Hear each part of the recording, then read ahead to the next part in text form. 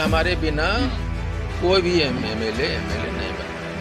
जिधर हम रहेंगे उधर बाकी लोगों का सुपड़ा साफ करना। एनडीए सरकार को खाली कीजिए, पान तांती तलवा समाधान। और जब जब सुनामी आता है तो बड़े बड़े दरख्त और बड़े बड़े पुल पुलिया उखाड़ फेंकते हैं। वही ऑक्सीजन का नाम है तांती तलवा पान समाधान। ऑक्सीजन के बिना जिंदा रह पाइएगा? नमस्कार, आप देख रहे हैं नेशन व्यू 24 और आज हम आपको बिहार की राजनीतिक से जुड़ी एक खबर देने जा रहे हैं।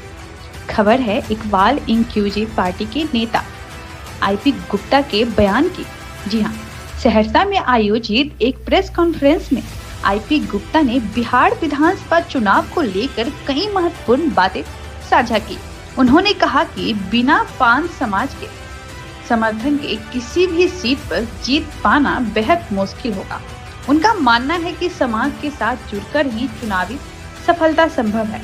आईपी गुप्ता ने अपने बयान में राहुल गांधी का भी जिक्र किया है और महागठबंधन में शामिल होने की तरफ इशारा किया। उन्होंने कहा कि जो भी उम्मीदवार आरक्षण जैसे सामाजिक मुद्दे को लेकर काम करेगा, उनसे ही गठबंधन किया जाएगा।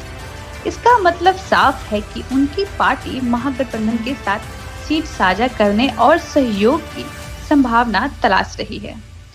प्रेस कॉन्फ्रेंस में आईपी गुप्ता ने यह भी कहा कि राजनीतिक मजबूती के लिए सामाजिक संगठनों और समुदायों का समर्थन बेहद जरूरी है। हमारे बिना कोई भी एमएलए नहीं बन पाएगा। जिधर हम रहेंगे उधर बाकी लोगों को सुपड़ा साफ कर दें। कोई गठबंधन यदि आपको तवज्जो नहीं दिया तब क्या रणनीति होगी आईपी गुप्ता का? आप वैसे पूछ रहे हैं जैसे आपके शरीर से हवा निकाल दिया जाए तो क्या होगा? आप ऑक्सीजन के बिना जिंदा रह पाइएगा?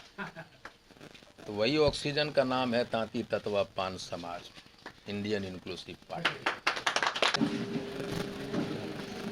आपको पता है कि इंडियन इंक्लूसिव पार्टी 7 जून से गांधी मैदान के बाद इनकलाब यात्रा पे निकला है। हम 158 सीट में तांती ततवा पान समाज का 10,000 से लेके 80,000 तक वोट्स हैं और 2025 के चुनाव के मद्देनज़र हम लोग ये इनकलाब यात्रा निकाल रहे हैं कि उस विधानसभा में जा रहे हैं जहां हमारा पोटेंशियल विधानसभा, जहां से हम जीत सकते हैं, हमारी उम्मीदवारी हो सकती है। वहाँ के लोगों से सीधा संवाद करना, जो नैरेटिव्स पार्टियों के द्वारा हमारे पार्टी या हमारे समाज के बारे में बनाया जाता है, उस नैरेटिव्स को तोड़ना और हमारा जो खुद का नैरेटिव्स है उसको बिल्डअप करना। और उसी तरह इस सप्ताह का चुनाव की घोषणा किसी भी समय हो सकता है और इस सप्ताह का हमारा ये आखिरी 4 इनकलाबी यात्रा है, जिसमें ये बनबनकी हमने कल किया और आज सहरसा है। कल हम पटना में 6 तारीख को एक मीटिंग करने जा रहे हैं।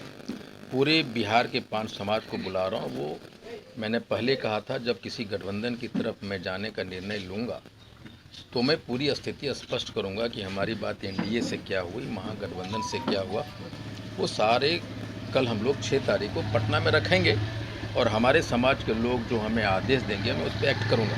उसके बाद नालंदा है, उसके बाद फिर हम लोग चुनावी तैयारी में जुटेंगे और उसी इनकलाबी यात्रा का आज सहरसा में कुरलाही मैदान में एक जनसभा है। कहा कि मेरे बिना परिकल्पना आप नहीं कर सकते हैं इस चुनाव में। गांधी मैदान में 1974 में आंदोलन हुआ, सत्ता बदल गई ना, बिहार ने देश की सत्ता बदली। 1977 में आंदोलन शुरू हुआ था। नरेंद्र मोदी 2013 या 14 में आए, सत्ता बदल दिए। लालू यादव जी आए, सत्ता बदल दिए। चेतना कुर्मी रैली हुई, सत्ता बदल दिए। इन सारे रैलियों पे भारी पड़ा है हाँ को रथ हम पान रैली। अब वो कब जब ये मोबाइल की दुनिया है, इंफॉर्मेशन की दुनिया आपके पास है, और वो कब एक ही जाति का रैली गांधी मैदान भरा हुआ, बाकी में तो सभी जाति थे।